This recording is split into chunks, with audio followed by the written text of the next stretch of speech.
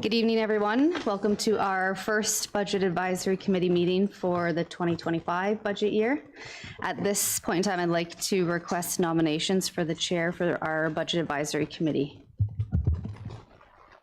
Wanda? I'll nominate Jerry Smith. Okay. Jerry, are you opposed to being chair? Is there a seconder for that? Jeremy? Okay. That the Township of Perth East Budget Advisory Committee appoint Councilmember Jerry Smith as chair for the 2025 budget. All in favor? It's carried. We'll just give you two a moment to switch chairs.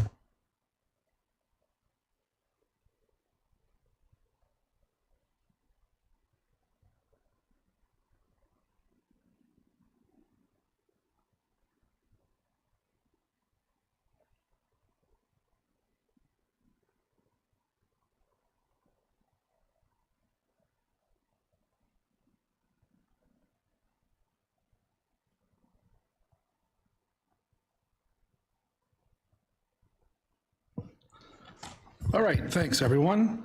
At this time, we will have a moment of reflection.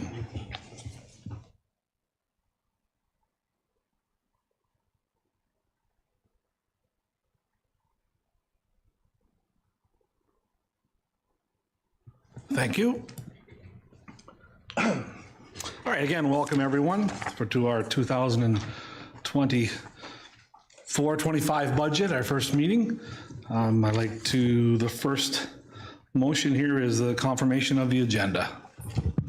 Got a mover for that, please? Jeremy, seconded by Rhonda.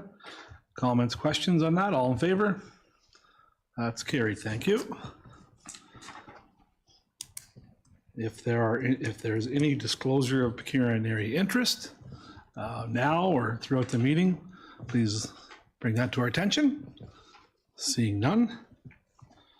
Our consent agenda, we have 5 items on it. Is there any item that we need more information on or it needs pulled? Seeing none, so I need a mover that item 6.1.1 to 6.15 as set out in the consent agenda for the November 12th, 24 Township of Perth East Budget Advisory Committee be received for information, and that the minutes of the December 12th, 2023 Budget Advisory Committee be adopted. Looking for a mover. Andrew, seconded by Bob. Call a question. All in favor? Thank you. Carried. Moving right along. We do have a couple of delegations this evening, so at this time I'd like to welcome Vanessa Harper and Gabby Maneri from the Northeast Hope Public School Playground Fundraising Committee regarding a request for some funding for a new playground. So come on up to the microphone, and you might have to push the button to turn it on. Okay. It's on. All right, again, welcome, and the floor is yours. Perfect, okay. Can you hear me? Is it on? Okay. Good evening, delegates, members of council, ladies and gentlemen. We are here to propose a request of funds for the Northeast Hope School Playground. My name is Vanessa Harper, and this is Gaby Tillett. We are co-chairs of the Playground Committee, and we are working moms, farmers' wives, and parents to 6 children combined, 4 that are currently attending Northeast Hope and 2 that are still coming when they're old enough. We know this playground will be a great asset to our community and our school. The playground we're looking to replace is actually the rear playground. You don't see it when you drive by the school. It was installed when I attended school there. It has been 2 decades since that playground has been replaced. It's time for a new playground. The playground will promote active living in children during school, and also it'll be an opportunity for our community to gather after school and during the summer hours. We are in our 2nd year of fundraising, and we've managed to raise approximately $38,000 on our own. We have a goal of $85,000.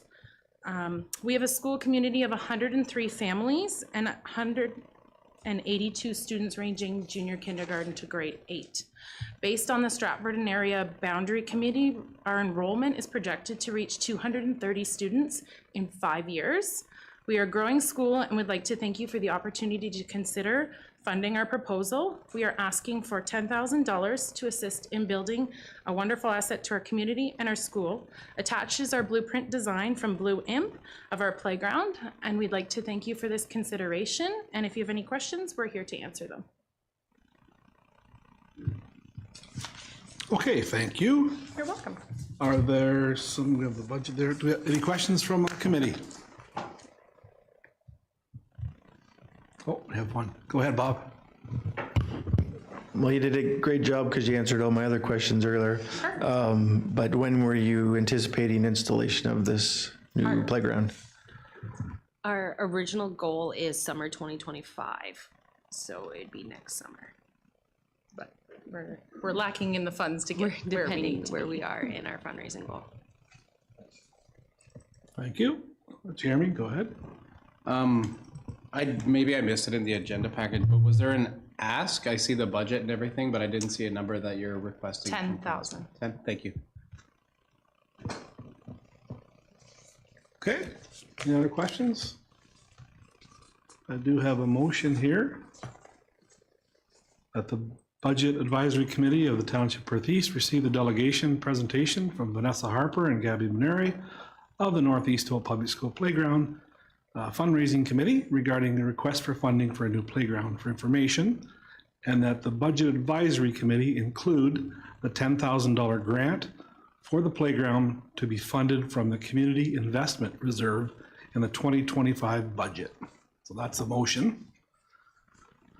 We're looking for a mover. We have Hugh moving, Bob seconding. Any questions or comments on this? Go ahead, Rhonda. I'm not opposed to giving it to them, but I'd like to see that we don't give it until they're ready to go and get it, that they have all the money raised, right? That, because we ran into this one other time, we gave it to one of the groups and then they didn't do it. They said they were going to do it, the money, and they kept coming back to us. So I just want to ensure that when we give the money, they've purchased. Is that possible?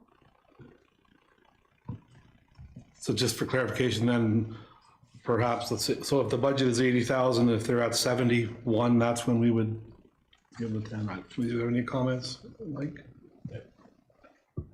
From a staff perspective, I think we're at council's discretion in terms of the timing, and yeah, I don't disagree that typically we want, in other projects, we've looked for the other fundraising partners to raise their portion before we would issue our portion of the funds. So if that's acceptable to the group, then I think we can make maybe an amendment to the resolution to that effect. But see, there's another question.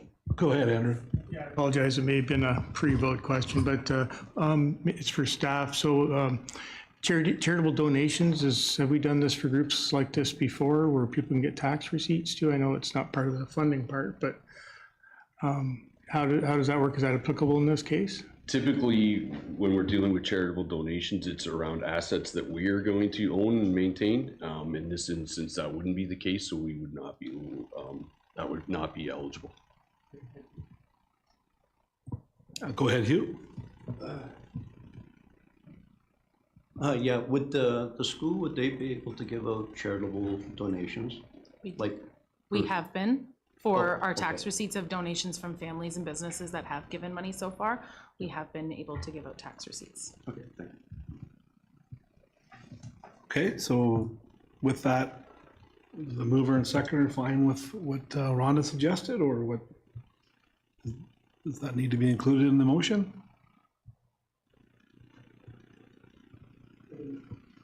Go ahead, Rhonda. Do we just give direction to staff that it's given out when they're ready to get it? That makes sense. Agreed. Paula, you got a comment? I'll just chime in here on the last playground that we funded. We required the completion certificate as well as the inspection from the organization before we would pay. And the school board that they were through allowed them, I guess, gave them a loan to pay for that invoice and then wait until our money came to them. So that's just how that's worked in the past. I don't know if we want to work that. We worked that in the funding agreement as well. That was part of the conditions in the funding agreement for that. Okay, if the mover and seconder were fine with that, include that as with staff direction. Go ahead, Bob. I know we've given money to Sprucedale. I know we've given money to Milverton. I'm not sure how the arrangements were in the past, but I don't recall them having to have all the money raised and get a loan. I'm sure it's hard to fundraise and order equipment that takes who knows how long, many months. So I wouldn't want to be too onerous on the group to have to raise all the money and then be putting this out for another couple of years. So if staff have any recollection of what was done in the past, I don't have a problem with, as Ron has suggested, having it ordered and money committed rather than just giving people money and not doing what they say they're going to do. But I just think that if you're raising this much money, you don't want to wait till the very last minute and it's going to be another year or two before it's in the books. Any other comments of the other projects, Paula? The prior ones that were referred to, the Milverton School and the Southeast Hope School, I wasn't here for those. I'm not sure on the agreements on that. I can speak to the St. Patrick's Kincora one that we just did 2 years ago. Okay, what's our wish here? Move it as is with staff direction. Go ahead, Ashley. So if council approves the $10,000 of funding agreement, does have to come back to council. So at that point in time in the staff report, we can bring those suggestions back and word it in the agreements when the agreement comes back. So they have been similarly worded to the Kincora one. That was the one that happened last year, that the funding was available when the project was near completion or completion certificate. So the school and the fundraising committee knew that $10,000 was going to be allocated, so they could still move ahead with their purchase and not have to wait for that, is how they had been worded previously from my recollection. Great, thanks, Ashley. So we're good, I think. Thanks again. So do we have a mover and a seconder? Yes, we do.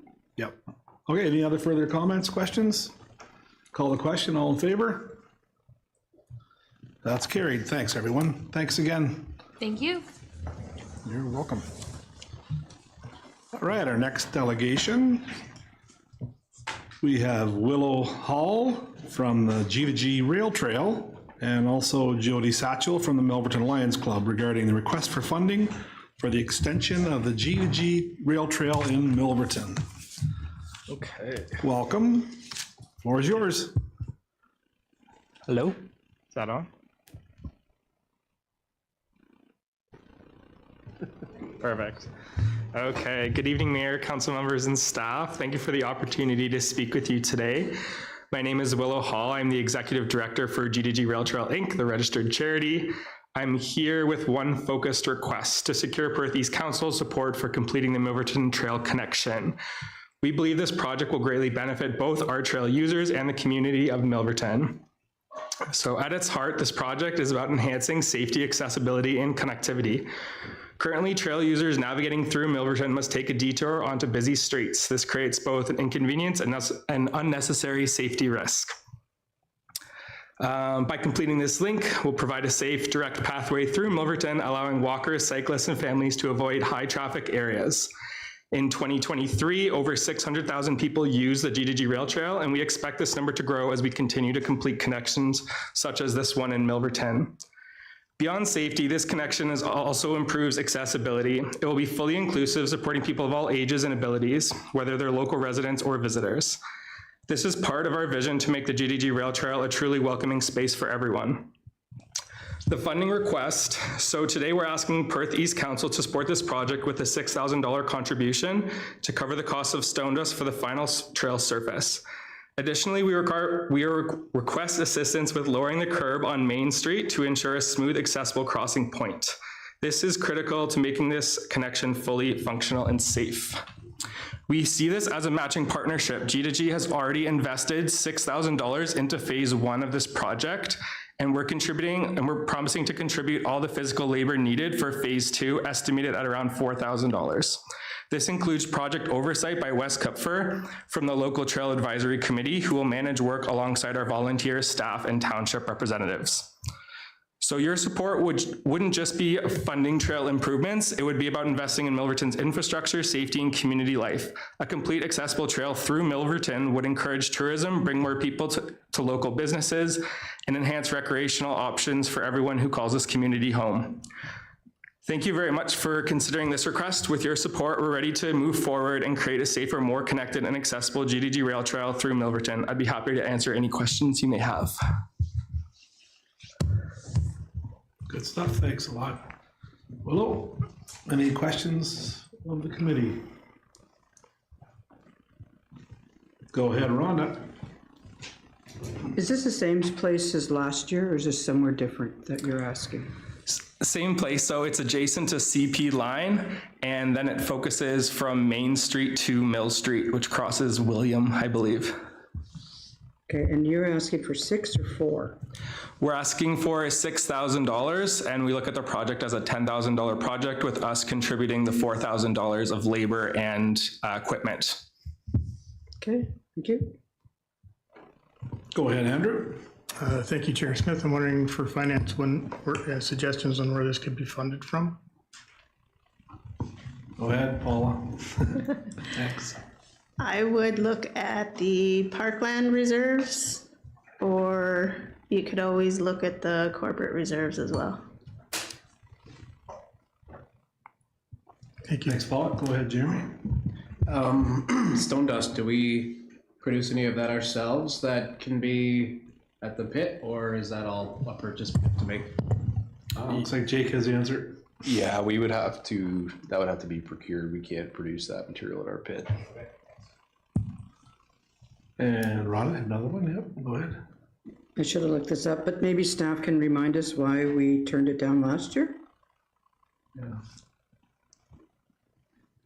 Which one? Sorry, I don't mean to put you in the Sorry. spot, but Yeah, Mike, thanks. I think last year the direction from council was that they wanted to see the GTG committee actually commit some funds towards the project. I think last year was basically asking for the entirety, if I recollect properly, and that council, the decision at that point was to send it back to the committee for their consideration to raise funds. Go ahead, Jeremy. Yeah, and the connection, that section of trail, there's also been a connection, they're calling it the Striker bypass, that's connecting the trail by the old Milverton landfill. It's now been connected to line 67 by the volunteers and a contribution from the Milverton Lions Club as well. So there's been another section that's been kind of completed by the G2G in the last, month, probably. That's kind of going to finish this entire connection. So that is additional fundraising that they've done where the Lions Club contributed, and then the time and what have you from Wes Kipper to complete that section of trail too. So they're definitely making progress on that bypass into Milverton, which is nice to see. Yep, go ahead, Hugh. No, I realize it's a nice thing. The only problem is though, we're going to be spending almost $200,000 on Greenwood Park. So not really wanting to spend a whole lot more money. Okay, anyone else? Go ahead, Rhonda. Yep, it's okay. the cutting down of the curb, is that expensive to do? That was gonna be my question. Go ahead, Jake. Yeah, I don't have an estimate for you, but I don't anticipate significant cost by any means. If I'm ballparking it, I would imagine we'd be able to do it for $100,000, something like that. Maybe two at tops. Did I miss it? Did Paula answer the question where the money could come from? Maybe I missed that. Yes, I missed it, sorry. Parkland Reserve or Corporate Reserve. Okay, anyone looking to move something here? Yes, we have the, obviously, the motion to receive for information and then to allocate 6,000 to the project. I'll move that from the park side.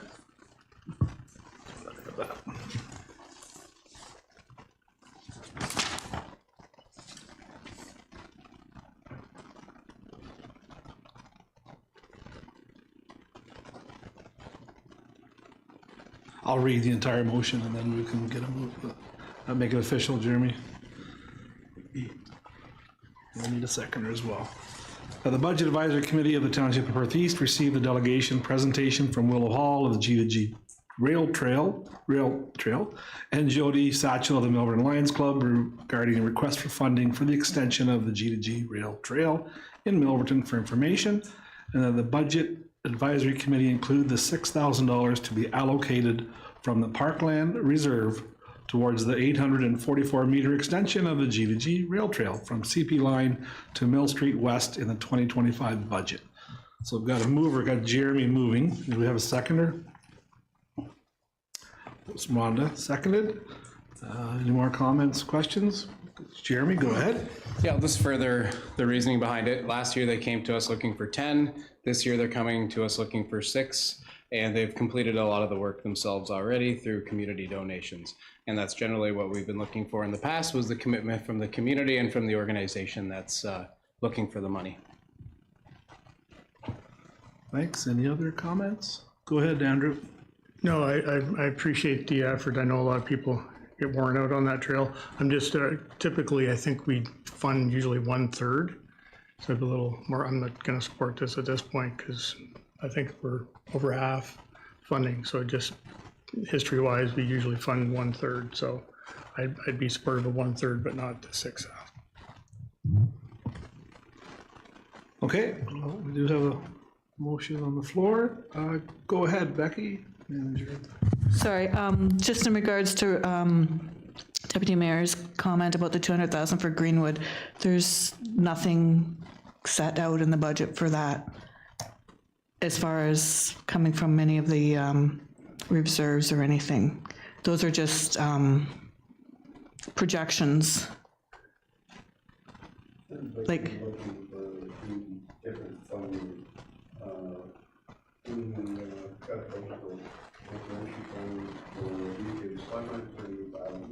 and we were trying to get some funding from about 3 different sources. yeah, yes, but nothing was asked in the budget itself for it. Okay, but if we get everything that you asked for, there's still gonna be how much money that we have to come up with, right? Correct, depending on how much we get, if we get any. And that project obviously wouldn't start until funding was available. Sorry. Go ahead, Jake. Thank you.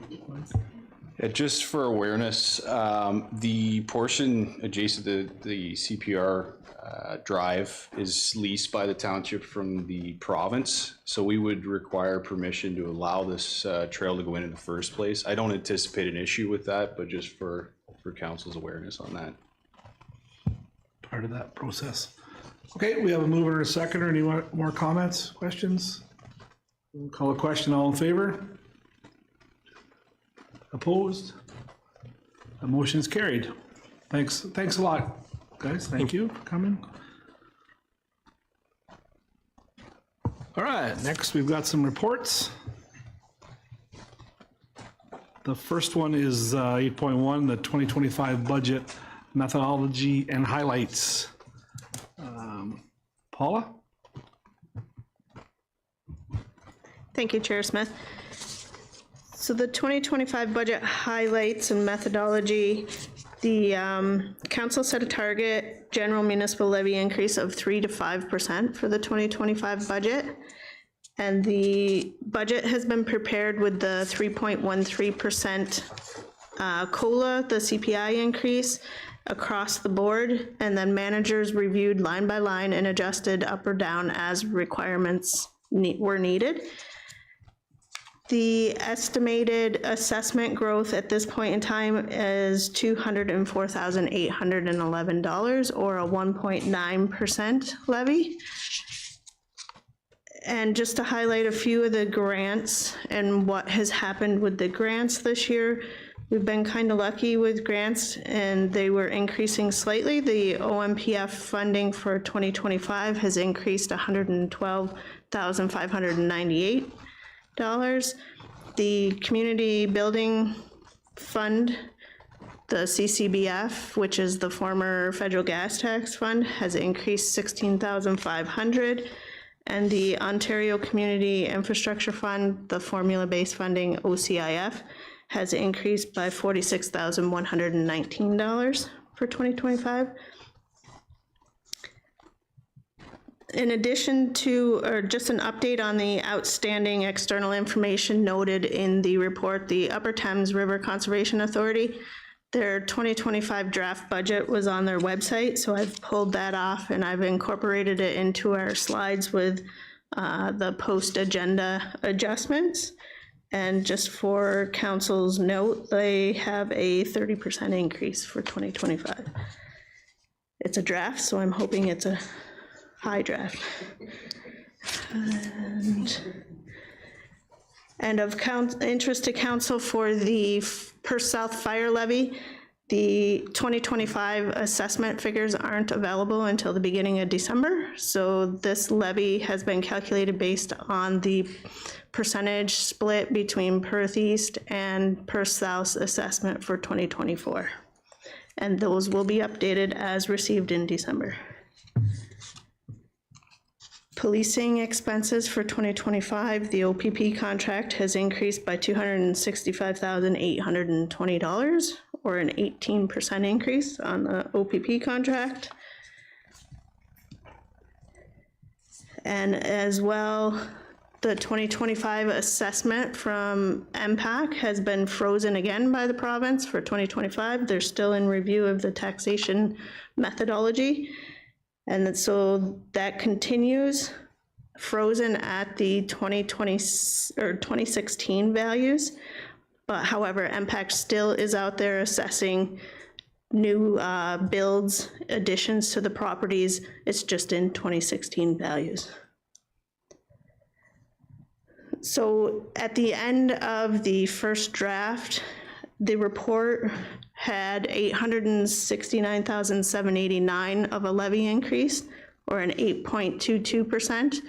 Now, when I added in the post-agenda adjustments, we're at an $889,014 levy increase, or an 8.4%. So when we take the levy, the assessment growth off of that, the 1.9%, we're down to a 6.47% general municipal levy increase. And that's where the 2025 first budget draft stands right now. If there's any questions, I'd happy to answer them. Okay, thanks, Paula. Yeah. Any questions? Go ahead, Hugh. Paul, did police give you any indication on why it would go up such a huge amount in 1 year? Yes, through you, Chair Smith.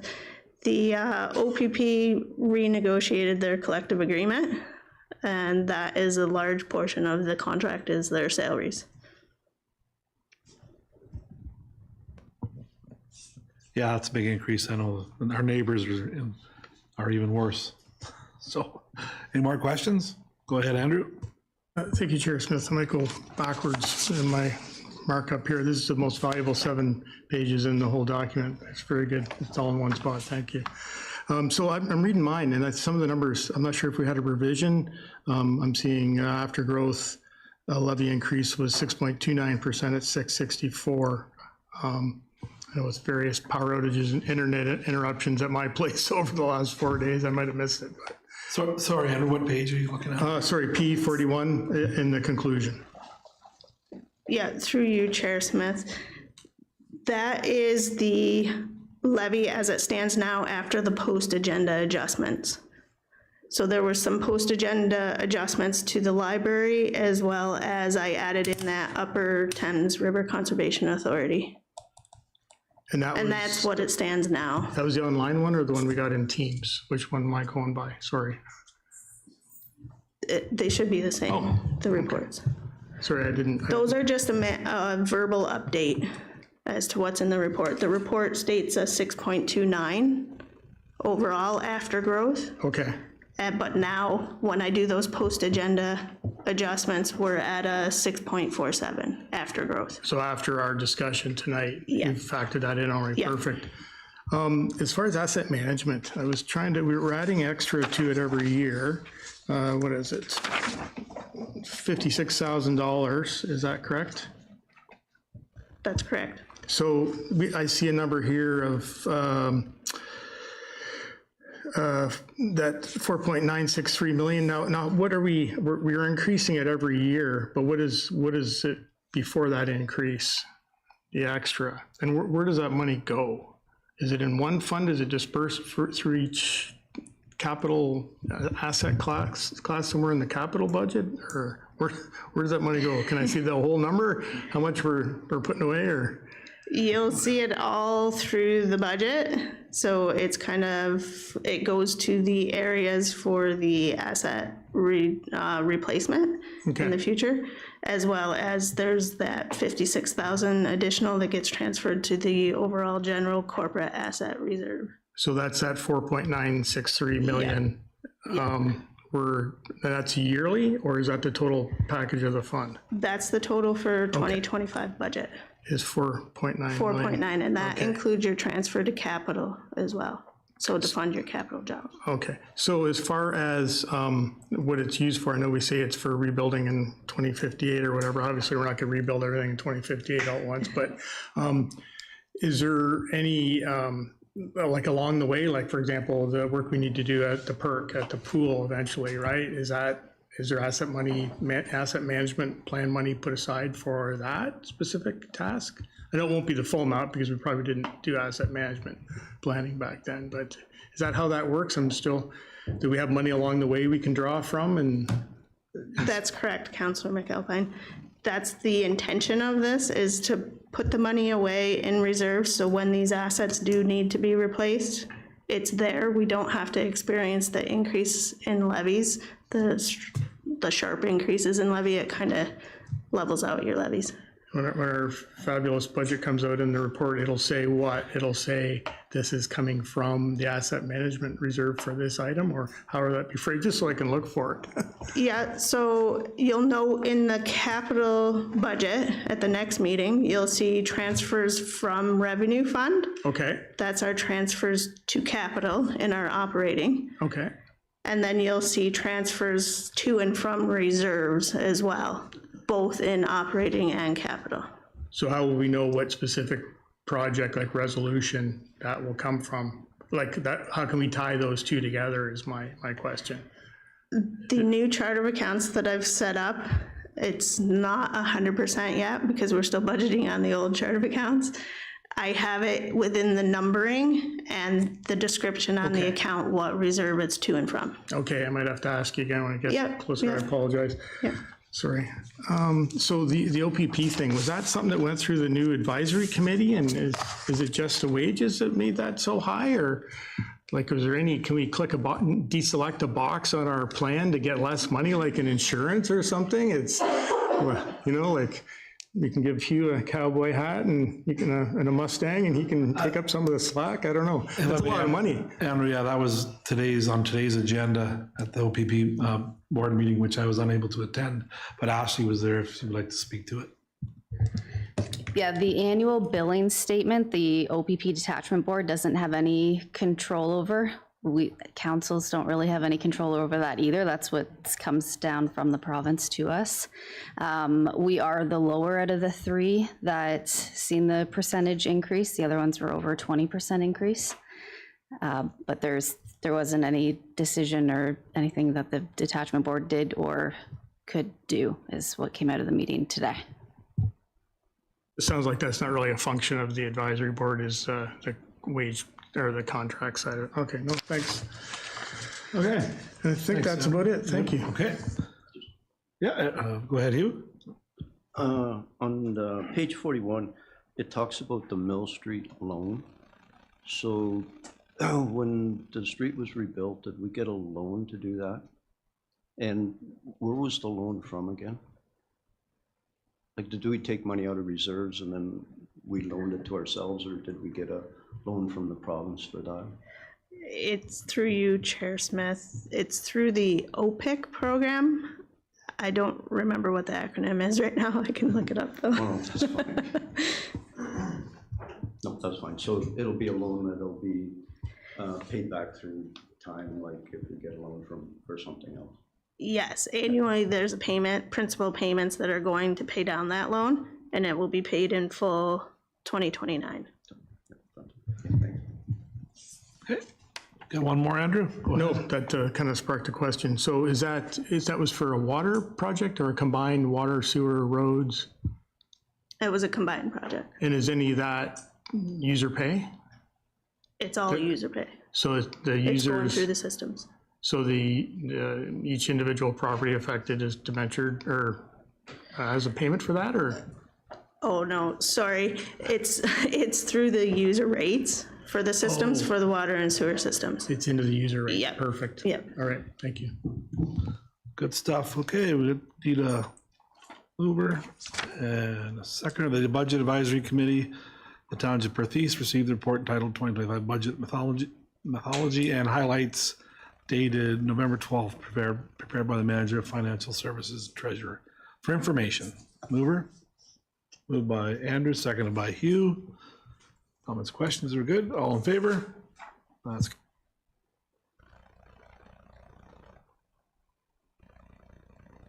the next one's Mike. The budget survey results, item 8.2. Thanks, Councilor Smith. Yeah, the report is not new to council. You guys have seen this before, or the committee, I guess, has seen this before. It's really just trying to capture the feedback received through the public survey. You can see that we got 61 responses in 2025. So certainly, I don't want to minimize the value of people putting forth the effort to complete the survey, but we have 13,000 residents roughly in Perth East. So I think we have to be conscious of that as well as we scroll through the results.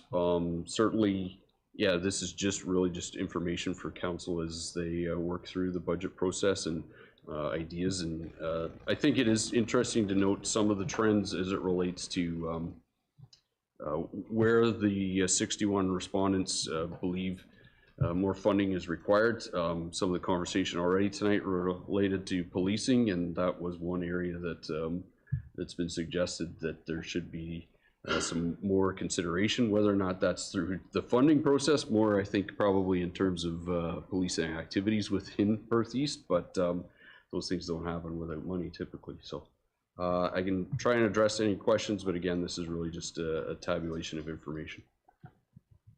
Yeah, thanks, Mike. A lot of work placed from staff to put this together. Go ahead, Jeremy. So this, I enjoy reading this report every year. There's a lot of incorrect information that goes on in reading this report, and I think we do our best to correct that information in our publications that we sent out with our tax bills and such. But the one thing that I'm constantly sending people to on our website is the breakdown of where your services are and what's being paid for with your tax dollars. We have a really neat module on the website that people can see that if they care to look for it. It's very well thought out, and it breaks it down to the dollar where your tax dollars are actually going. So including that in all of our communications to our ratepayers would be great. Several times in reference to Milverton and the downtown being kept up and Shakespeare not being kept up. I mean, that's being done by volunteers and through a funding plan that's expiring soon. And I think if, you know, we have Shakespeare, we have Millbank, we have Newton, we have Bruner, we have other communities that if they would like to put forward some sort of funding plan to have the downtowns look nice. I mean, it needs to be communicated that it's not municipal staff doing this work, it's volunteers, right? So some of those volunteer groups in those communities, it would be good to let them know how the community is feeling and that this can be done to upkeep the downtown a little bit. And then some blatant misinformation like we're paying more taxes here than Waterloo. I'm not sure where people get their information from, but again, you can go to the website and find that stuff out. And if we continue to communicate that to our best ability in our publications, I'd appreciate it. We use a QR code or how else we can get that out to people, but I think we're doing a pretty good job of spending people's tax dollars wisely. And if you think we're not, then you're not looking at where it's going. Sorry, rant over. Yep. Thanks, Jeremy, for those comments. Any other comments, Bob? Well, I think the entertainment value is worth it. I do think that it could be streamlined. The survey is good as a tool, but I think given that the majority of people don't really understand where their taxes go, maybe we would best to remove the Spruce Lodge, the health unit, the archives, the museum, economic development, EMS, so that people aren't assuming that those are actually per these dollars. And if you want to educate them, that's great. But just watching them fill out the survey and wanting, more services that we don't provide, it's a little difficult. But I am going to have to figure out where this splash pad is too, so. Yep. Thanks, Bob. All right. The Budget Advisory Committee received the report, budget survey results dated today, prepared by the CAO for information. Need a mover? Bob, seconded by Rhonda. All good, all in favor? That's carried, thank you. The next one's Mike as well. Upper level government funding requests. Go ahead, Mike. So yeah, this report is just a follow-up from our budget visioning session back in August. There was a resolution passed by council at that point, giving kind of encouraging staff. I think council acknowledged that staff has been quite progressive over the years in terms of looking for funding, but we thought it worthwhile to put together this brief report so that council gets an understanding of the amount of effort and time and energy that goes into trying to secure additional funding to offset our levy requirements. And I give a lot of credit to our staff for their diligence around ensuring that we make efforts, sometimes in vain, but we always do make best efforts to try and secure funding to the benefit of the community. There's lots of different projects that we've looked at. And yeah, as those opportunities arise, we certainly make efforts so that we don't miss out on any opportunities for Perth East. I can try and address any questions. Thanks, Mike. That's good information for us. Questions? Go ahead, Andrew. Thank you, Chair Smith. Sorry, it's not really about you guys doing great work trying to find funding. It's more about the 1.5 million for the pool filtration one. I thought, I can't remember. I thought that was like closer to 400. It's been a couple of years now, hasn't it? But I again, with all the internet and power outages in the lower states here, I had to bide my time. Am I off on that? Like, I thought it was like 400,000 bucks. Is it a different scope now, or do we know? I'd have to dig it up. I will dig it up if you want. And Sorry, go ahead, Becky. Yeah, it was brought to council a while ago. the last couple of months. You might not have been at that meeting. Okay. And the total project of the rehab would be 1.5, and the grant that we applied for was 50%. Okay, thank you. So, Hugh, go ahead. No, just for Jake, a parallel force main project. Like, could you just give me a little bit more info on that, please? Yeah, so essentially, we have our main sewage pumping station at that end of town where all the sewage collects. There's a force main that runs from there to the lagoon farm. This project involves basically putting another force main adjacent, twinning that effectively, but also will be increased in size and capacity too. And as part of that, there's some pumping station upgrades that are going to be involved.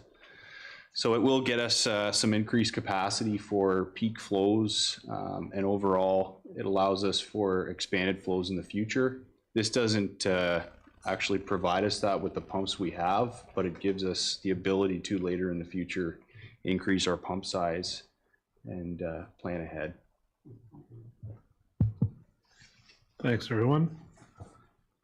Okay, we're good with that one. That the Budget Advisory Committee of Perth East received the report entitled Upper Level of Government Funding Requests dated November 12th, 24, prepared by the CAO for information. Got a mover, please? Moved by Hugh, seconded by Rhonda. All the question, all in favor? Thank you, carried. There, now we've got some one-time requests. The first one is 8.4.1 is the entire list there. I don't know if there's any comments from anyone staff or just for information there that there's the list. Paula's got something there. Go ahead, Paula. On the list on the screen, there's an update for those post-agenda adjustments that I referenced. The library had some items.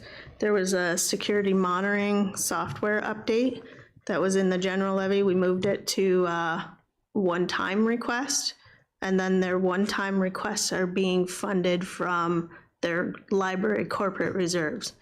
So you'll notice the 1613, the security software update, that's new.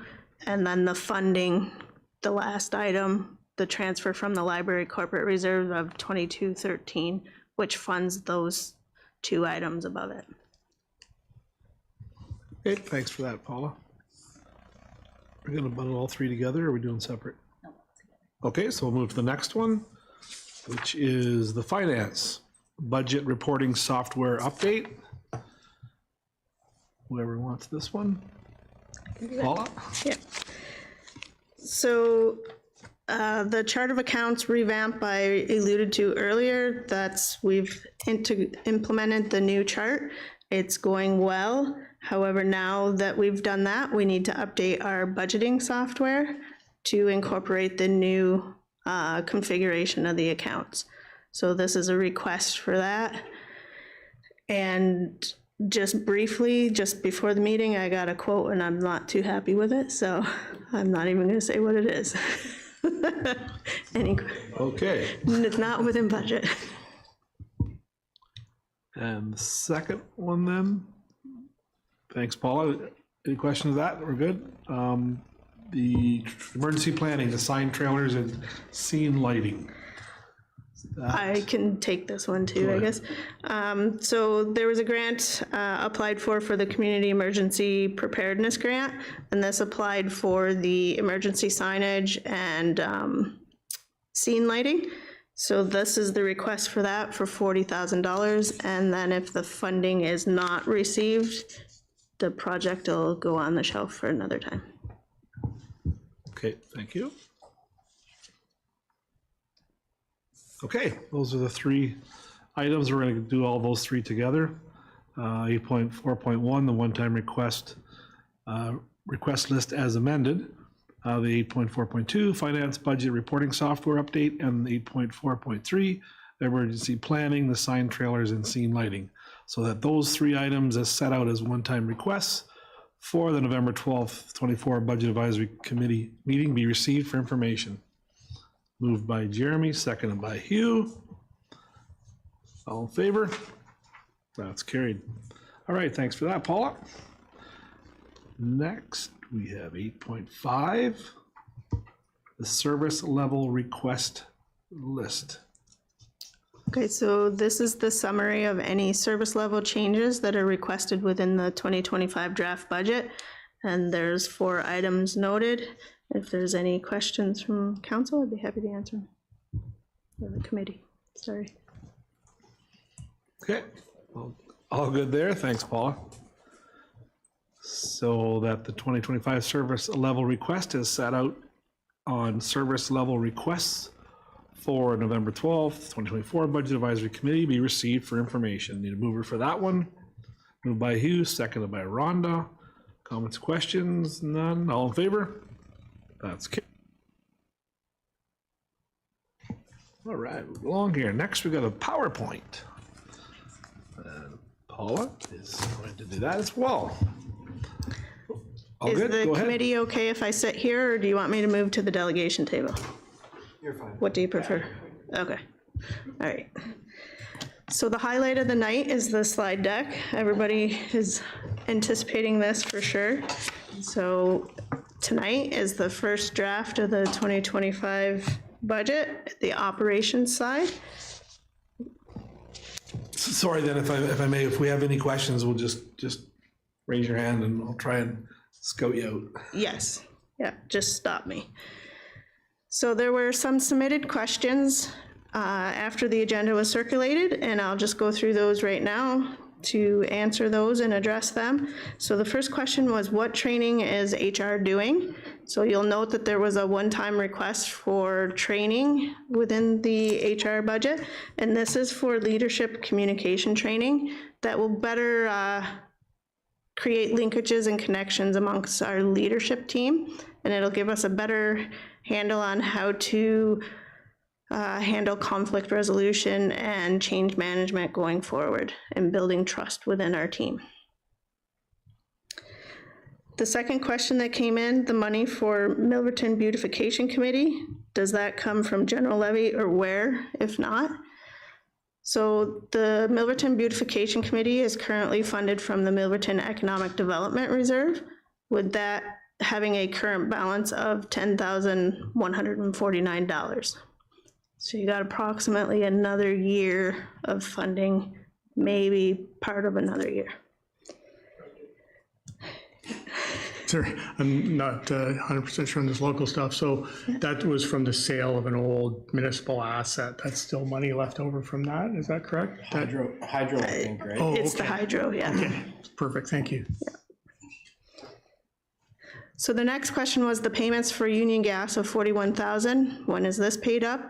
That agreement expires in 2027, so that will be our last payment of the $41,000.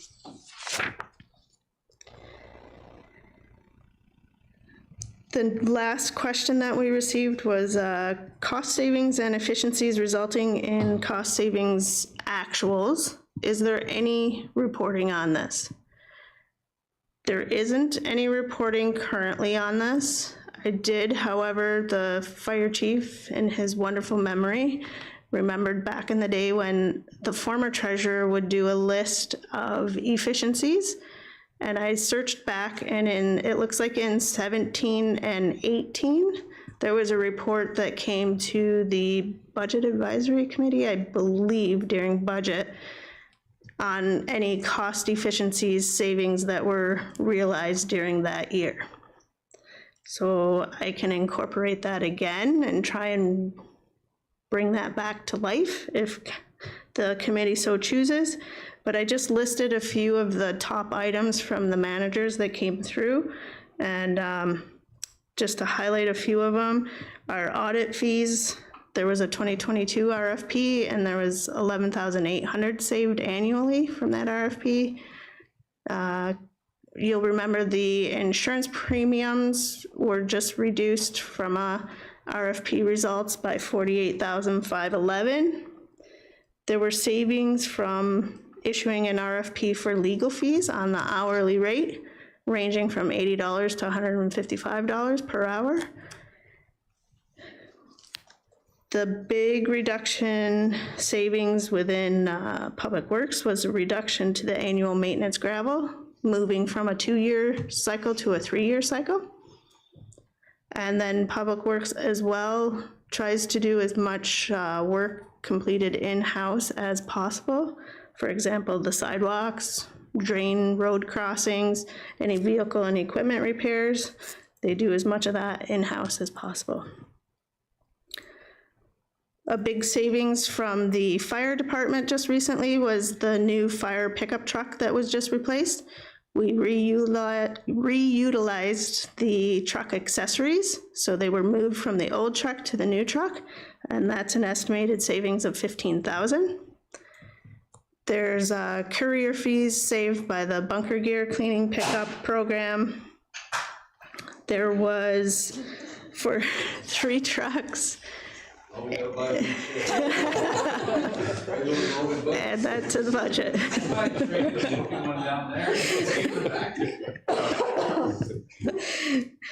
The fire department utilized extended warranties on 3 trucks and saved approximately $49,000. There's also the solar generation revenue from the Stephenville Fire Station and the old Milverton Fire Station. As well, staff participate in joint training and purchases with the neighboring municipalities when and where possible. And the departments, we schedule services in coordination with other departments, and that'll save in mobilization costs for the one-time visit fees or whatever. And that's, for example, the floor drain cleaning is coordinated between fire and public works, so they get their drains cleaned all at once. So those are a few of the items that were noted right off quickly from managers. And sometimes the savings can be a little difficult to quantify, but we can do our best if the committee would like to have a report brought forward, or I can just kind of incorporate it into my reporting going forward. Okay. Thanks, Paula. Yeah. Go ahead, Andrew. Question, whoever asked that's a genius. It's great. We should always have that stuff forward facing to the public to know that we're trying to, you know, that it's all, you know, a lot of stuff spending money. Let's see how we're saving money. I'm guessing in municipal world, there's no target set. It's kind of has opportunity. Is that, do you think that's even possible? Does anybody ever do that? They set a target for 2% reduction, and I know the factories do it. Anybody's worked in a factory, it's always, it comes from the top down, like even from the OEM down through the lower tiers, and that you must save this much every year. So I don't know if that's even a possibility if municipalities do that, or there's a method to do that, but that might be a next step. But this should be definitely public facing somehow, this information. I would say would be a good thing. 2 questions. Yeah. 2 statements. So anyway, that's just a comment. We can think about that. But. Okay. Hopefully the public's watching. Go ahead, Rhonda. I partly agree with Andrew. I think, yes, we'd like the public to know what's going on, but I think staff does a great job. I don't think we need to start putting percentages on them, because there's a lot of things we don't have control over. And so I certainly don't want to see this council doing that. To me, they do an amazing job. There's proof of it right there, of all the things that have come down, and they're trying, and I don't think we should be putting any percentages on staff at all.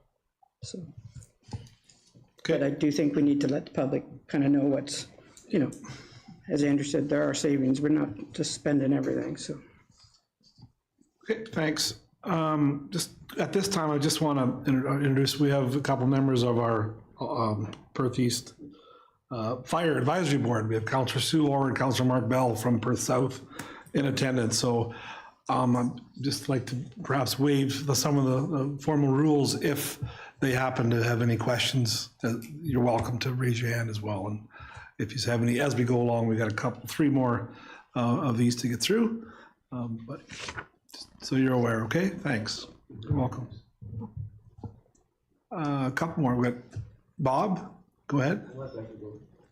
Okay, Becky. I just wanted to add my efficiency. I sent it to Paula, but it didn't hit send. So, or I prepared it, but didn't hit send. So with the lighting retrofit, there's about $18,000 savings in that project. Great, thank you. Go ahead, Bob. So I'm going to give you a break, Paul. This isn't a question for you, but grass cutting. Mike and I have had this conversation. I'm well aware that in the past we wanted to keep the snowplow operators that we trained, and another way to keep them was to find them some extra work. Are we at a point now where we have a lot of staff running around cutting grass at all these little cemeteries and outposts? And would it be better off contracted out? I don't need an answer tonight. I'm sure that it's been talked about in-house, but I do think it's a worthwhile conversation at some point. Okay, staff will make a note of that, unless you have any comments. Don't feel like you have to. Yeah, I do think I do think is a conversation that staff have started to have. I think a lot of it, what we're considering is, as we have attrition or retirements happening, it will afford some opportunities around that to look at it even more hard. But yeah, it's a good conversation. So we appreciate that there is things that are changing and that we need to consider that. Okay, good, carry on, Paula, thank you. Okay. So now the next information are those post-agenda adjustments that I was referring to in the report, and they're all detailed here. So there was library staffing hour adjustments, and that decreased the salary and benefits in the libraries by $4,403, as well as there was the facility coordinators' wages. A portion of them were charged to the library, and based on the MOU, we can't do that, so we had to move those back to the area, to the arena, and that was in the amount of $1,270. So those were savings to the library, as well as that impacts the township operating grant to the library, and then the municipal tax levy. So those were all of the adjustments there on that one.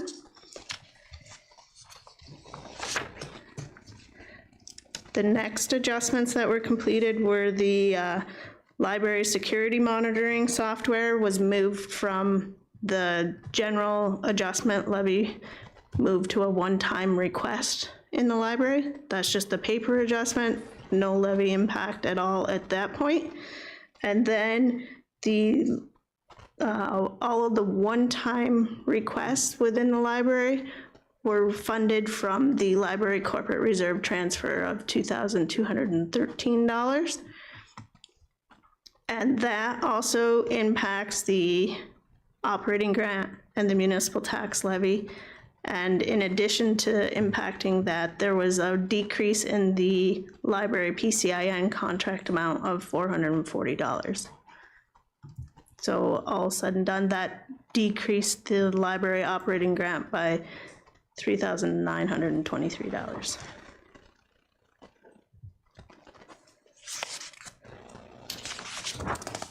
And then the final adjustment is for the Upper Thames River Conservation Authority, their draft 2025 budget.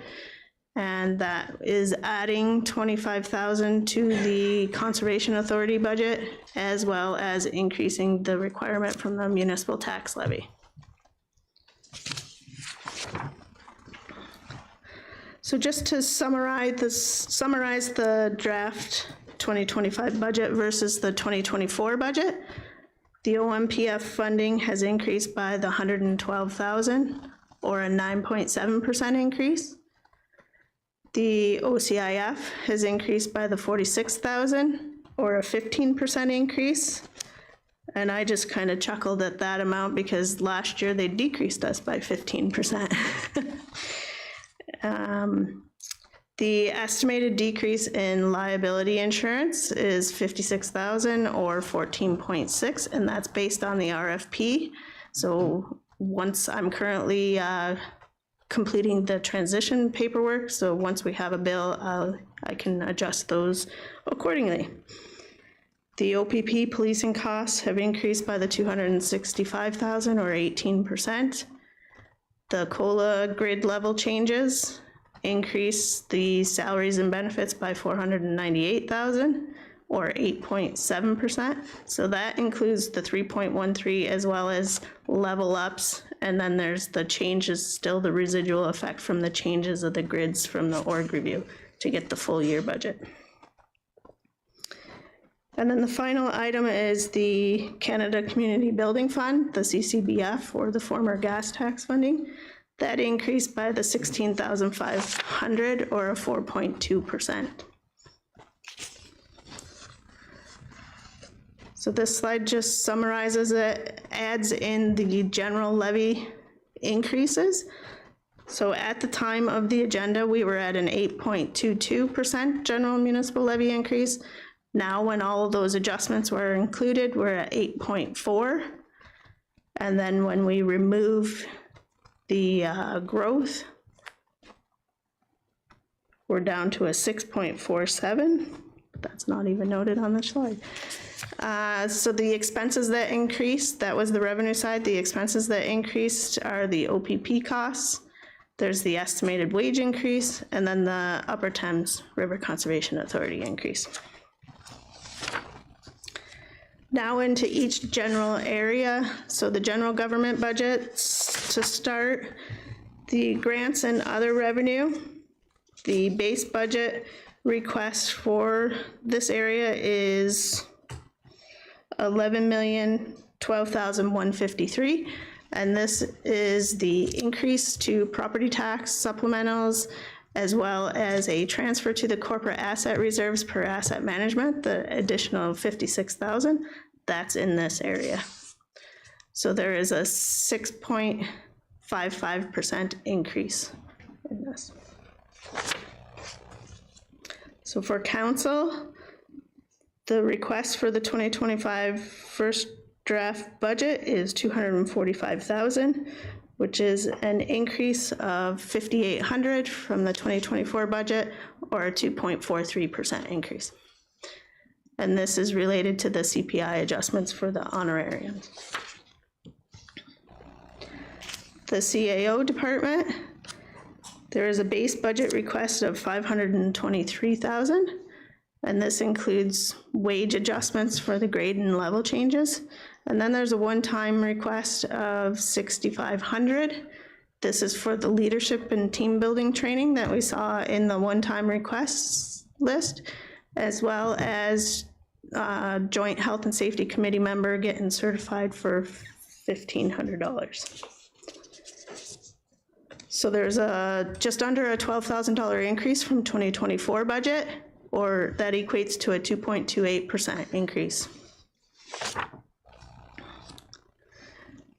Donations and assistance. The 2025 request is for $123,000, and this is up $66,000 from 2024, and this is related to the transfer to the Community Investment Reserve. There's an increase to that every year based on CPI gets added to it. It started at $59,000 when I was here, and now we're up to $62,000 that gets transferred there. And you may remember that during COVID, this was kind of put on pause, and then there wasn't anything transferred because the events were down and the requests were down. Administration building, the request from the 2025 budget is $112,000. This is up $71,000 from 2024 budget, and this is due to office maintenance increase, and this will initiate an annual HVAC inspection maintenance program, as well as the facility maintenance coordinator's allocation of time for their contribution to the building maintenance, and then training and small tool purchases for the facility maintenance coordinator. The clerk's department, the request for the 2025 budget is $373,000, and this is up just under $4,000 from 2024 budget, or a 1.04% increase. And there were various items that were just adjusted closer to budget, kind of tweaking it a little bit for the advertising mileage membership. So finance, the base budget request is $757,000, with that one-time request of $40,000 for the budgeting and reporting software, for a total of $797,000, which is an increase of $26,000 from the 2024 budget, or a 3.32% increase.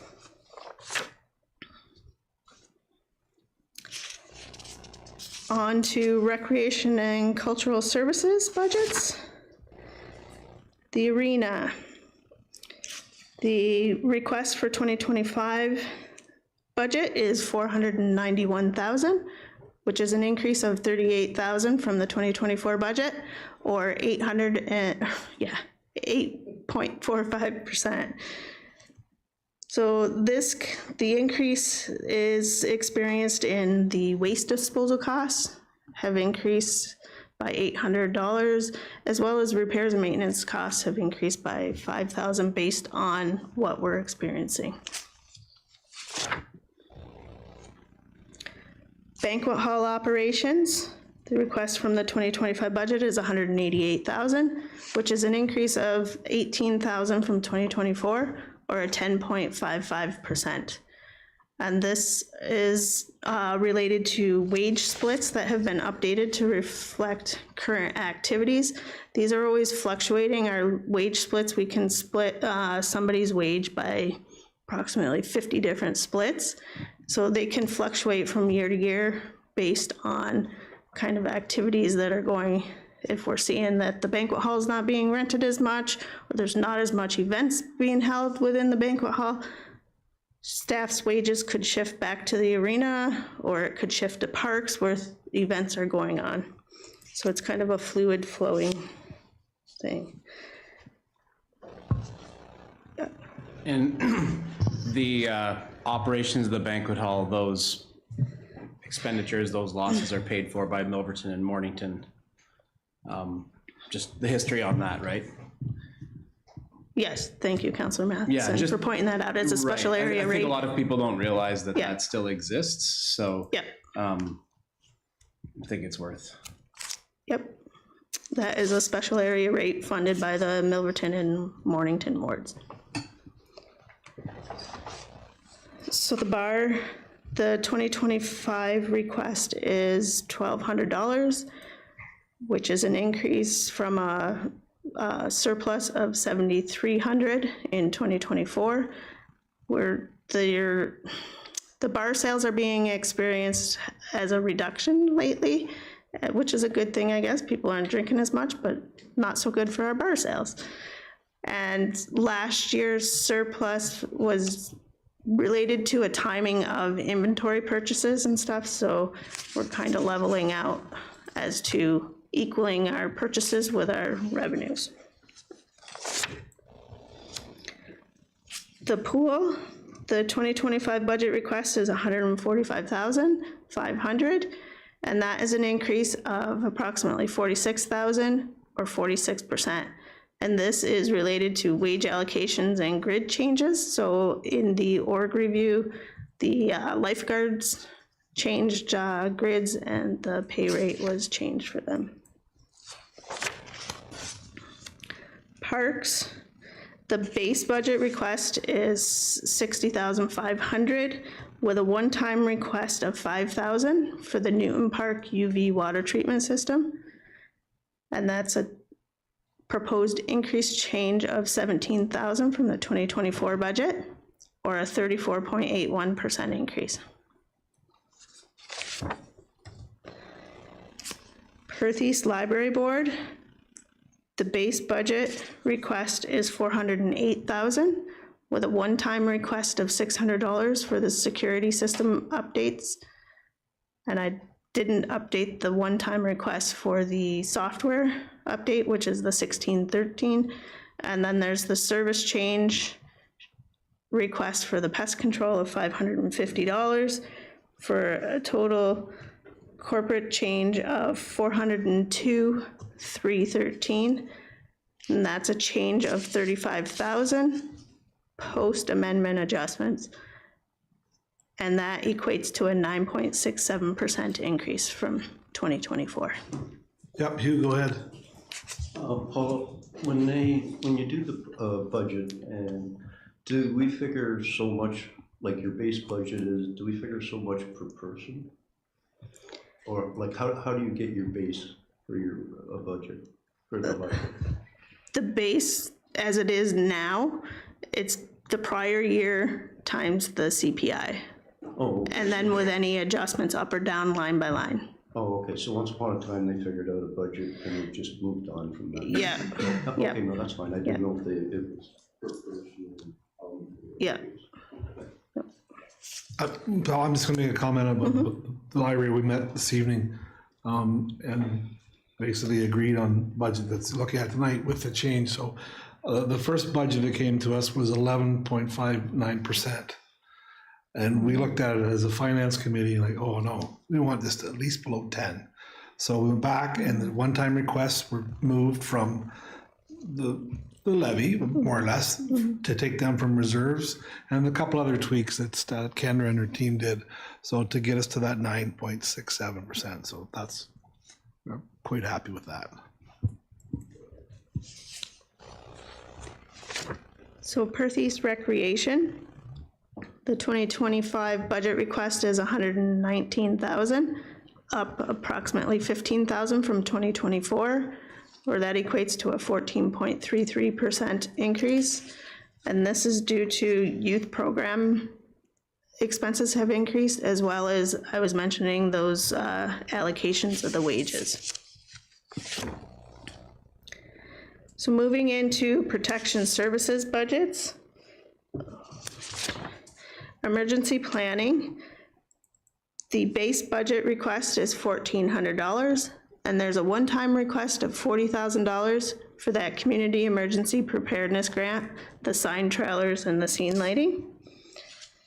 And again, if the funding is not received for that, the project will remain until funding is received elsewhere.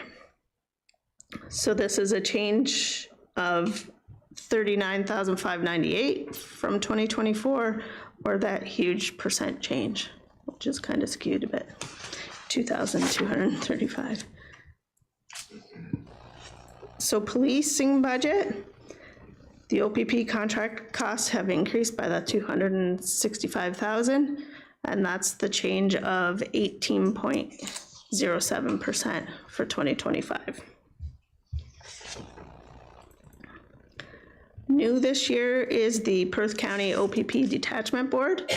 This was established in 2024. And the 2025 request is for $17,300. And this is for honorariums, some training, mileage, and a bit of office supplies. Crossing guards, the 2025 budget request is $11,000, which is an increase of $2,300 from 2024, or a 26.49% increase. And this again relates to the wage grid updates from the org review. Animal control, the 2025 budget request is $13,000, which is a slight decrease from 2024 of $72, or a decrease of 0.55%. And this is just efficiencies. We're finding that advertising costs are not as high, office supplies aren't as high, and whatnot, so we were able to find a few savings there. Weeds and fence viewers area, the request for 2025 is $230, or a $7 increase from 2024, which equates to the 3.14%. Fire Department Central, the base budget request is $709,000, and there's a $1,000 one-time request, which is a request of $250 for a pop-up banner for the fire safety house, and then $750 for uniform accessories for the training officer and the fire prevention officer. This request is a decrease from 2024's budget of approximately $20,000, or a 2.72% savings. The Milverton Fire budget, the base budget is $297,000. One-time request of $2,262, made up by the $762 for additional hydrant maintenance, painting, and then there's upgrading the front yard flagpoles of $1,500. There's a $800 service change for annual air monitoring, service, and inspection. So the overall 2025 request increase is $26,000, or a 9.55% increase. Shakespeare Fire Department, the base budget request is $245,000, with a one-time request of $5,487, 1,500 is to replace the obsolete air monitor. There is a proposal for 1 year of pest control for $1,200, as well as tire replacements on the tanker for $2,700. There's the additional service change of $800 for the annual air monitoring, similar to Milverton. So the increase request for 2025 budget is approximately $12,500 with a percent increase of 5.27%. Sebringville Fire Station, the base budget is $259,000. The one-time request is $4,300. $1,500 is replacing that obsolete air monitor as well at the Sebringville station, and replacing tires on the SE52 engine for $2,800. And again, we have the service change of the $800 for the annual air monitoring service inspection. So the increased request from 2024 budget is approximately $18,700, and that equates to a 7.61% increase. The West Perth Fire Services. These fire services are funded completely by West Perth agreement, and the amount is increased by the CPI of 3.13%. So the total expenditures within this budget are $159,429, and again, they're fully offset by West Perth. Conservation authorities. This is an area where we had the post-agenda amendments. So the initial request was $185,000. This was prior to Upper Thames River Conservation Authority budget being received. And they are now $210,000, which is an increase of $30,500, or a 16.94% overall in the conservation authorities. Those are draft budgets as of now that we've received from the GRCA and the UTRCA, and we're still waiting to receive the Maitland Valley Conservation budget. Thank you, sorry to interrupt. So we had a memorandum of understanding or whatever, and all the service levels and the different tiers. How did, clearly went the wrong way on that. I was hoping to save some money, or last time I think we talked about, everybody had a different opinion on what those were. I'm just wondering, I expected to see it in the level loader and possibly even from savings found. I'll try to address this. Yeah, certainly the conservation authorities were geared towards the province about breaking in the services into different categories. And we've seen that though it's not been handled consistently with all conservation authorities. The Upper Thames one in particular this year, the significant change is the safety review as it relates to the Shakespeare Dam. Because the Shakespeare Dam is not a flood controlled dam, all the costs associated with that are our responsibility. They're not spread across the levee. So when you see these one-time adjustments with Upper Thames, a lot of times it relates specifically to the dam. But I do think GRCA's budget looked different in that, yeah, the way they categorized certain things is different than the Upper Thames. We haven't seen Maitland Valley Conservation Authorities yet. But at the end of the day, they're still providing basically the same services that they did before the review that happened through the province. So there hasn't been any really significant cost savings that have been felt by municipalities at this point. Well, thanks, CEO Gibbons. I think that was my question comment at the meeting in Mitchell was things are, sounds like they're gonna be business as usual, and they kind of nodded, right? So that's, hopefully in the future, there's some more changes. Just to note, the GRCA was about 2.8%, I believe, kind of less than CPI. Yeah, it was less than CPI.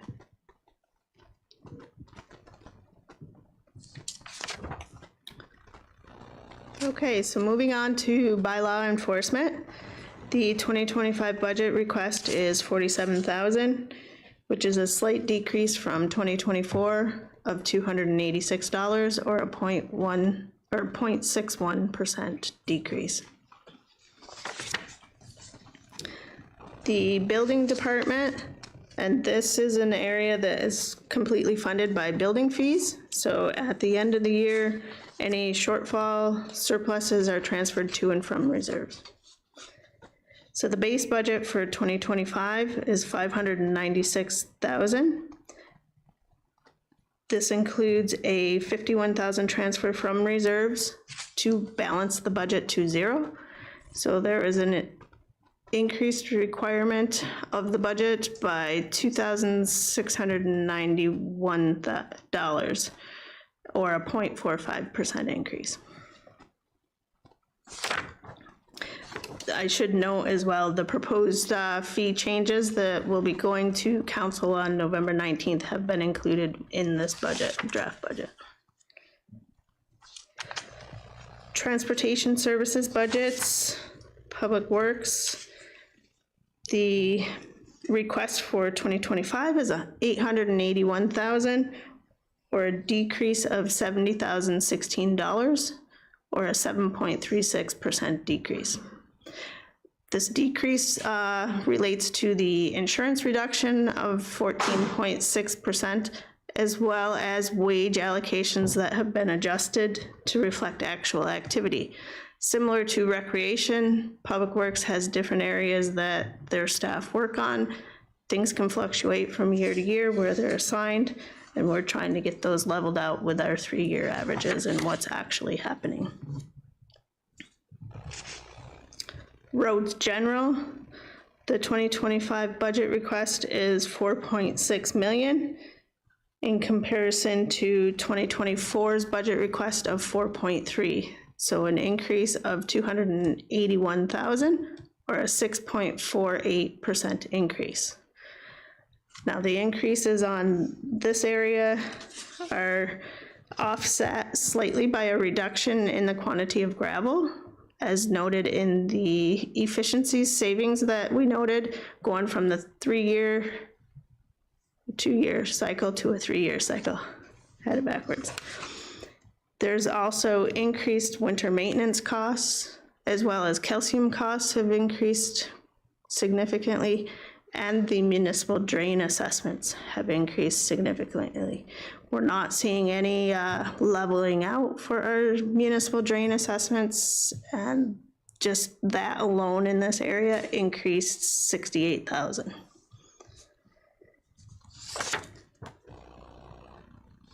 So streetlights, the 2025 base budget request is $89,000 with a $3,000 one-time request, and this is to rebuild the streetlight heads for stock, so our inventory that we have for our light heads.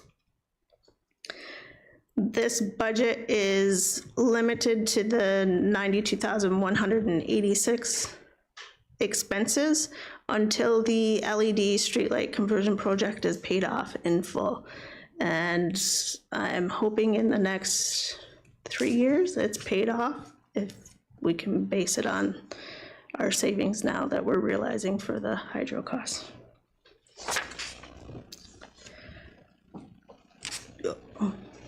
Getting happy here. Gravel pits. So this is a zero impact to the levy. It's a self-funding area, so any net profits or expenses are transferred to and from the gravel reserves. And if there is any surplus is transferred to the corporate reserves. Storm sewers. The request for 2025 is $37,000, which is an increase of $19,000 from 2024, or 107.71%. And this relates to we moved 18,000 related to catch basins were moved from roads to the storm sewers where they to accurately reflect the storm sewer costs. Environmental services budgets, the waste management and landfill. The request for 2025 is $599,000. And this is an increase of $76,500 from 2024, or a 14.64% increase. Now, waste management is fully funded by the fees collected and the provincial recycling grant. So they're being proposed within the budget is a transfer to reserves for waste diversion activities of $120,000, and this is offset by reduced contract fees for the waste management collection.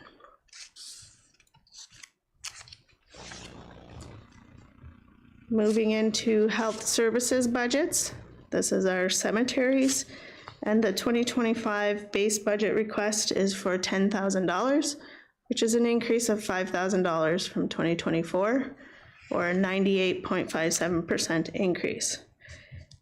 The increase is mainly related to increased grass cutting costs, and as everyone knows, it's season dependent for grass cutting, and grass grew very well in 2024, so we're trying to adjust for that based on a 3-year average. Planning and development budgets, economic development.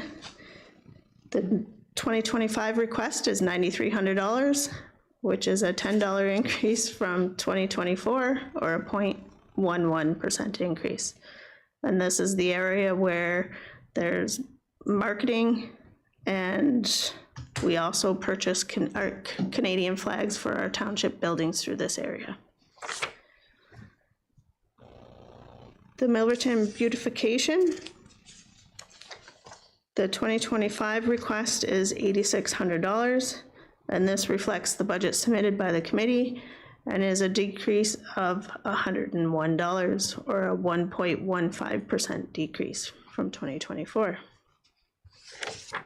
And again, this one is funded from the Milverton Economic Development Reserve, which has a balance of approximately $10,000. Planning Department, the base request for 2025 budget is $121,000, and this is up a bit due to the increased legal fees. There's a one-time request of $4,000 to support special projects, as noted in the slide here. Backyard chickens and site plan control are anticipated. So there's an increase of $6,000 from 2024, or a 5.2% increase. Municipal and tile drainage. This is the drainage superintendent costs, and we receive a 50% grant based on the superintendent costs.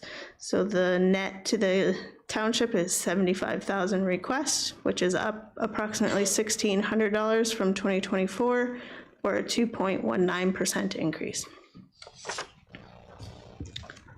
Source water protection, the request for 2025 is $23,000, which is an increase of approximately $1,000 from 2024, or a 4.25% increase.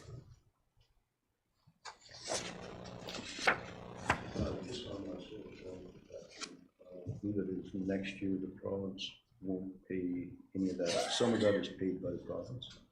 And by next year, I think it'll be a total cost recovery from the municipalities and stuff like that. So just so everybody has a heads up. Okay, thank you. Environmental services, the water and sewer budgets. So for our water budgets, the base budget is $802,000, which is an increase of approximately $84,000 from 2024, or 11.69% increase. There is an additional operator, which is split between wastewater and water. And the wage allocations, again, are fluctuated between water and wastewater. So Those are fluid allocations, so there's adjustments for that for a 3-year average, as well as we're experiencing increased costs for materials and supplies, such as chlorine has skyrocketed. Wastewater, the base budget request is $854,000 for the 2025 budget, which is an increase of $79,000, or a 10.21% increase. And again, noted is the additional operator, which is split between water and wastewater, the allocation adjustments, and then the insurance is an estimated decrease of 14.6.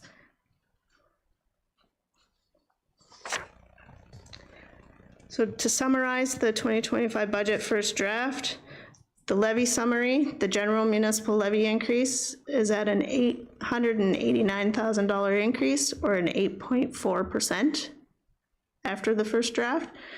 The assessment growth is at 1.93%, or 205,000 of that. And then if we look at after assessment, the general municipal levy increase is 684,000, or a 6.4% after growth levy increase. There's no change to the education rates from 2024.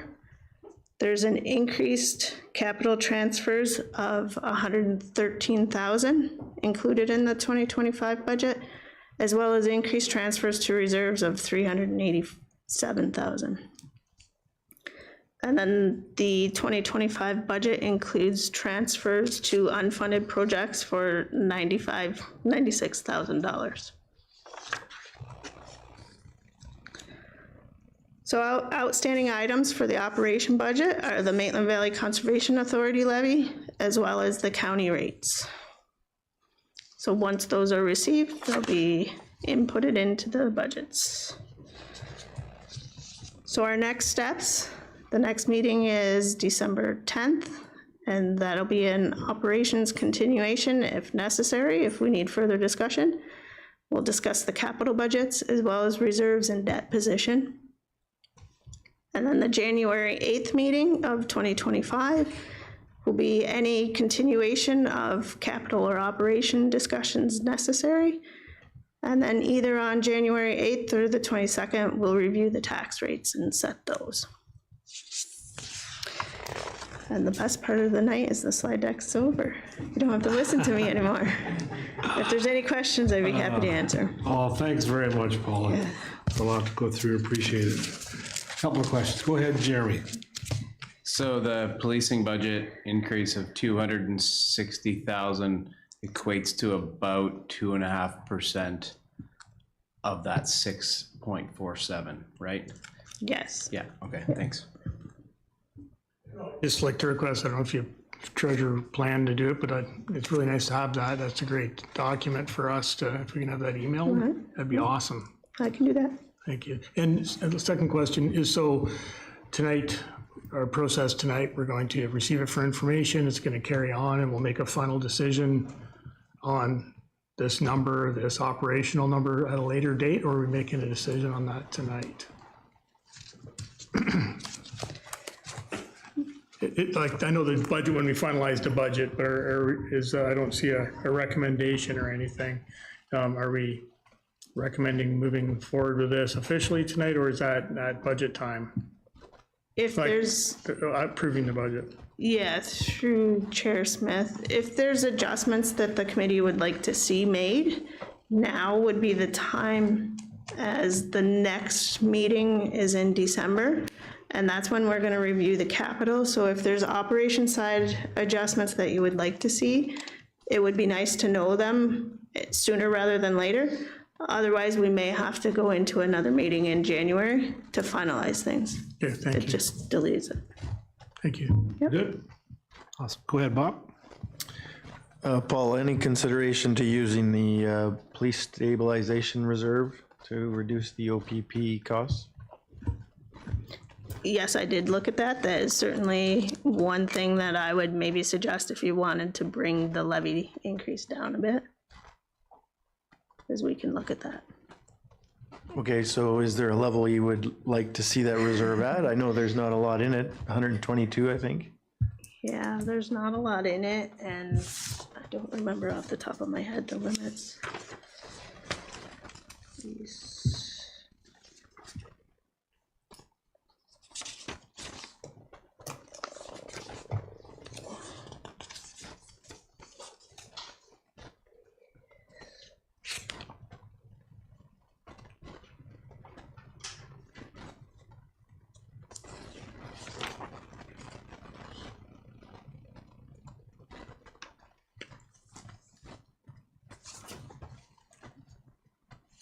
I'm looking at it too fast, I can't find it.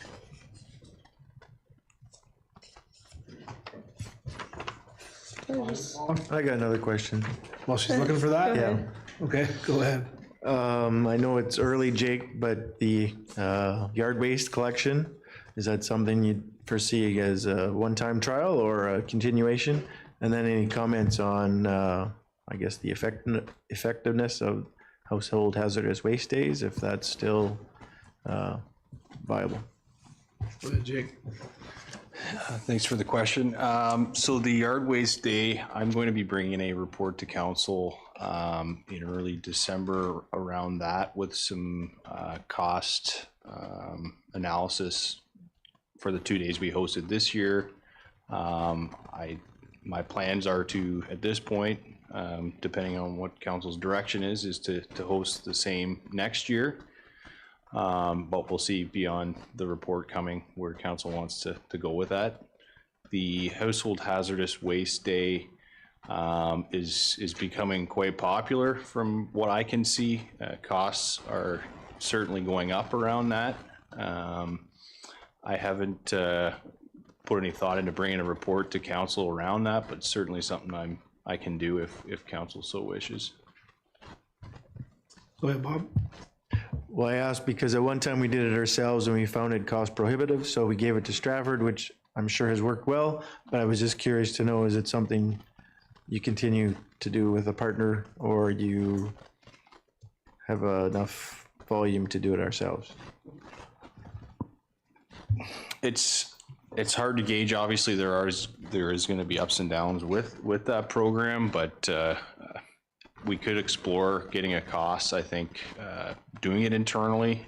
Like I say, I know the costs historically were much higher to do it internally as opposed to collectively with the city and Per South. But I think that's something that I will look into just around potential costs if we were to bring it in house. But the plan for the moment is to carry on with the collective collection day. Okay, thank you. Did you find that, Paula? Yeah, I did. So, sorry about that. It took me a little bit to find it. The current reserve policy, FI 1.15.01, the police stabilization reserve is a reserve that is the current balance, and it's a reserve to close. So the minimum and maximum is whatever is in there now.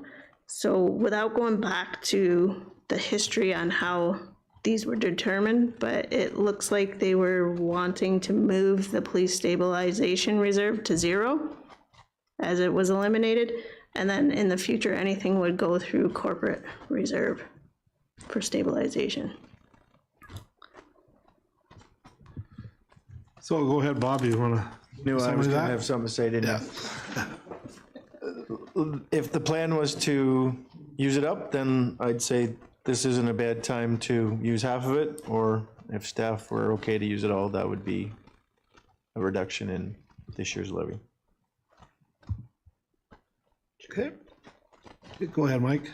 Comment? Just one comment around the police stabilization. The one thing that wasn't known at the time when I think the decision was made was the creation of the OPP detachment board. So that now creates an annual budget item that we're going to have to address unless the province tells us we don't need that board in the future. So I don't disagree with the comment that, yeah, there's been a significant increase in the policing in terms of utilizing some of the reserve. I would suggest that we retain some of it to smooth out the transition with the detachment board. I think the number this year was around 17,000. This will be the first year, so we'll get a better sense of what that number looks like on an annual basis to support the detachment board. So yeah, I don't disagree with the concept of utilizing some of the reserve, but I wouldn't suggest we utilize all of it. Jeremy? So if the intention with that reserve is to, you know, level out the policing costs more or less, right? And there's a new contract that's been signed. Do we know how long that goes for? And do we use it every 5 years? Like, we should anticipate when this happens every 5-6 years, whenever a new contract is in place, that we're gonna see this increase in wages. We see it when we do our, you know, reassessment of our staff wages. So if you keep it there and you put a little bit in every year to kind of help level that out when that does come every 4 or 5 years, I mean, we can almost expect it now, right? Okay, I think we have an answer to the term. How long? Yeah, I believe it's a 4-year term. It's either 4 or 5, we can confirm that. But I think also within the collective, the information about what the wage increases, obviously with collective agreement, it's a set number every year. The one thing that's complicated about the OPP is that the calculation around the levy, certainly salaries is a big driver, but assessment growth impacts that, response. There's a lot of other factors that go into the calculation. So that's, to me, that's part of the reason why the stabilization is there, is that there are factors that are outside that you can't necessarily foresee. I'm not minimizing the comment, Councillor. I think that does, yeah, we have a better sense now because the agreement has been entered into, but the policing costs, part of the reason you're seeing in other municipalities the percentage increase is more than the 18%, which is crazy to believe, but it is larger, is because of those other factors that form the calculation of the police levy. I don't think I necessarily answered the question. I think I muddied it just enough to suggest that we should keep some of the reserve. Yep, go ahead, Andrew. Thanks. I don't know if Bob has, Councillor McMillan has any more. I'm in favor of using some of it for sure.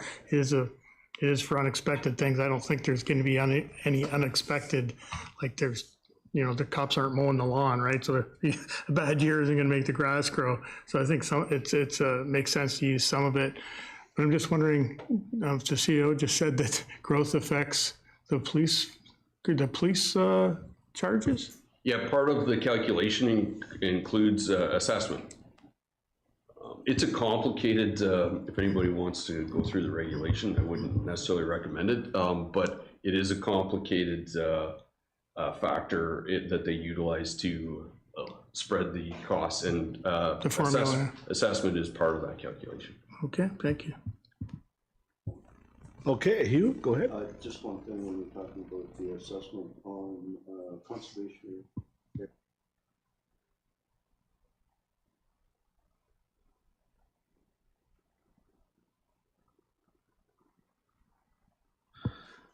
Okay, a lot of discussion around this. Anything we want to move on? Go ahead, Bob. Could you tell me what the levy reduction would be if we threw $50,000 from the stabilization reserve?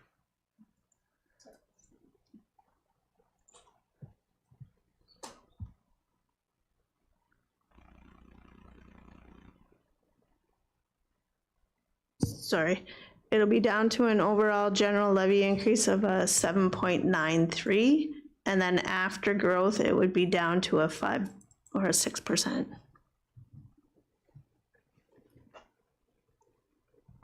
And that was at 50,000. At 50,000. Okay. Anything else on this? Andrew? I have a couple items, and that's why I asked if we need to figure this out tonight. So there's a couple softer reserves, community investment and heritage. Those are two on mine. I'm not sure how much contribution to make, but maybe we could defer that for a couple of years. It doesn't seem like it's anything to do with crucial operations. This is a high, I wasn't expecting this high of a increase, especially what we haven't even done the capital yet. So I'm wondering if we need a little more breathing room. So How much, without looking at it, is there any opportunity to maybe defer contributing to those funds for this year or a couple of years and just kind of realize that we're not putting any money into that? Not sure how much we contribute to that. The Heritage Fund, I'm not sure what it, Culture and Heritage Fund, and then the Community Investment Reserve. They're kind of softer ones that we can manage. Through you, Chair Smith, the Community Investment Reserve, it's been hit pretty hard the last few years, and we're down to well, at the end of 2024, we're approximately 82,000. It is an option. It is an option, but council should be aware that that's usually where the one-off funding requests are based out of, funded from. So it is an option. We could decrease the transfer to reserve for temporarily for the year. How's that populated, that fund? I know Parkland's from lots, and I'm just wondering how that one specifically is populated.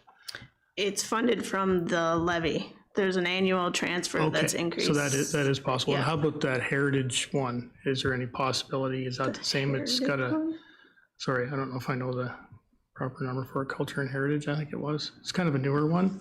I think there's, sorry. Is there somewhere in the package we could find that? Yeah, it's in one of those 47 pages of really tiny print. Sorry, I wasn't prepared to have to deal with this tonight, so my apologies if I don't want to defer, but I'm just wondering if those two, when we didn't make a contribution, and then my third one would be that extra 56K in the asset management plan. I think in the big scheme of things, if we consider not putting that in, we're talking probably past a lot of our lifetimes that, you know, these items, I know it's best practice and it's a good idea, but again, this increase is kind of tall for me, at least.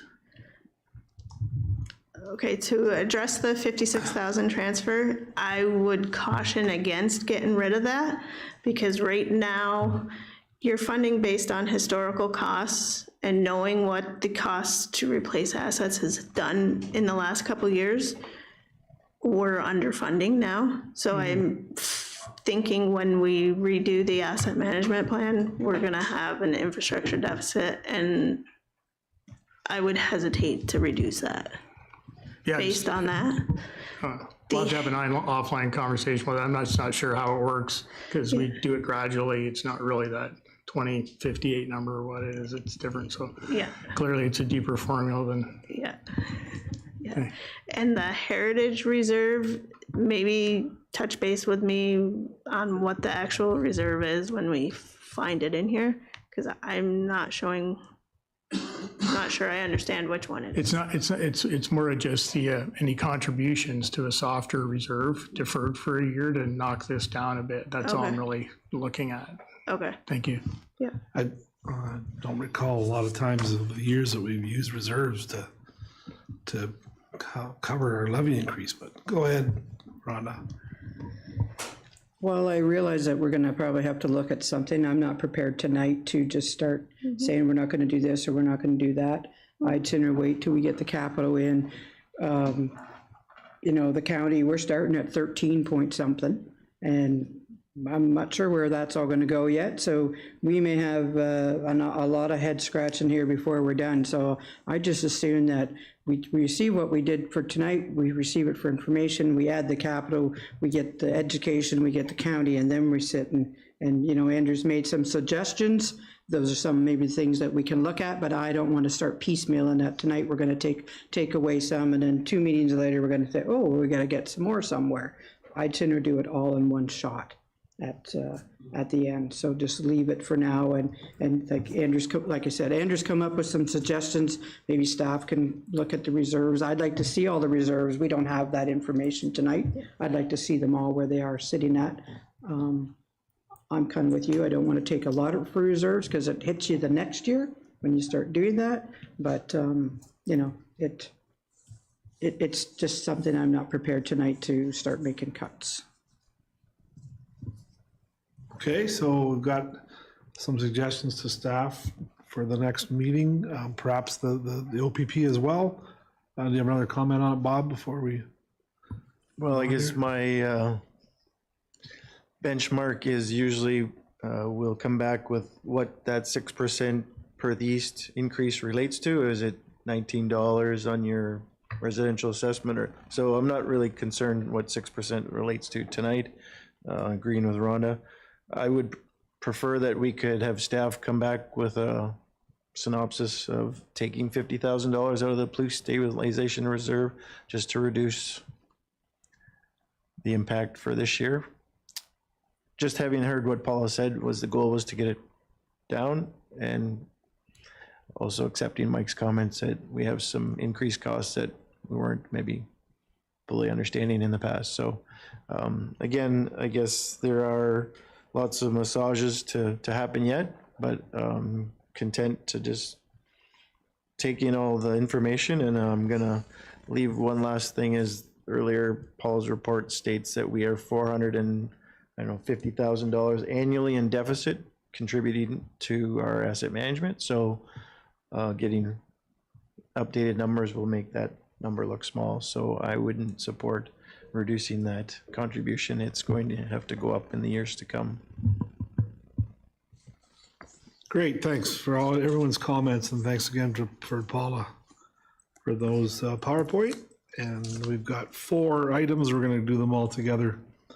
The 8.6.1 operations budget summary level, 8.6.2 operations budget category level, 8.6.3 operations budget department level, and then 8.6.4 the detailed level. So that motion reads that all these items, 8.6.1 to 8.6.4, as set out in the operations budget PowerPoint for the November 12th, 24 Perth East Budget Advisory Committee meeting, be received for information. Moved by Hugh, seconded by Bob. Any more comments or questions? Again, thanks, Paula. All in favor? That's carried. Thanks again, Paula. Much appreciated. Last couple items, we've got a couple of items of correspondence. 9.1 is the Grand River Conservation Authority budget there in its entirety. Any comments on that one? They have seen none. That the Grand River Conservation Authority 2025 draft budget prepared for the November 12th, 24 Budget Advisory Committee meeting be received for information. Moved by Jeremy, seconded by Rhonda. Any comments more? All in favor? That's carried. Thank you. And then we do have the one for this from the Stratford General Hospital. I think I recall they did a presentation here at council a couple of meetings back. You have all the information there. Anyone have any comments, questions on that one? Go ahead, Rhonda. Well, I know the hospital does great work for us, but personally, I'd like to see that we donate, people donate personally, they get the tax receipt, where if we donate as a council, they don't. And some of us who donate to the hospital, then we're paying twice, once through our personal and once again through the tax, to the tax levy. So, you know, unfortunately, we're already seeing where ours is going up. We're gonna have to make some cuts already. I think that we, unfortunately, we do not donate at this time. Anyone else? Go ahead, Andrew. No, I agree with Marigot's. It's always been, people can donate at their will. And if you look at the wall near the imaging, especially the farming community and Perth East really steps up. There's some large donations over a number of years. So yeah, they get the tax receipt and the whatever they're looking for to support the community there, and that's good. So yeah, I agree with Marigot's. Okay. Nothing else. I just to note that they did supply us with the Perth East stats since 2006.